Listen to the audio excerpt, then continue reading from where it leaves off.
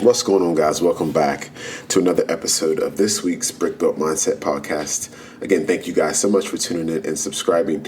I truly appreciate it. A special shout out to those of you who reached out to me and shared how much last week's episode impacted you. The message I dropped with Daniel Hung, if you guys have not done so, please go back and listen to it. It was truly an impactful and special message. So today's, guys, I want to share a message from someone I consider the GOAT for me, someone I've truly adopted a lot from, and that is the late, great Kobe Bryant.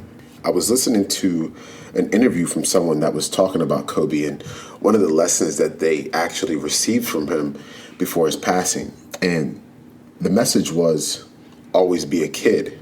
And I must admit, at first, I didn't quite understand it, or I even maybe interpreted it the wrong way. But after listening to this interview a few times and really, dissecting and unpacking what it was about, I began to really come to a revelation about what he was talking about. And being a kid really just impacts and embodies to be always learning, to always think outside the box. And when you're a kid, you're always asking questions. You're always inquiring about things that you don't quite understand or things that, you're curious about. And I've heard similar messages from people, but the way this message was conveyed was so inspiring to me, because kids have such an amazing imagination. And I'm sure that a lot of you who have kids or been around kids, they can sometimes get on your nerves with their questions. But the most innocent and most inspiring thing is that they're always trying to learn. They're always trying to dissect and peel back all the layers of why things tick and operate the way they do. Kids are so creative in so many different ways. And it's amazing because when you have this imagination of creativity, you really are in a state of flow, and you're always in a state of new and growth and finding new ways to look at the most simplest things.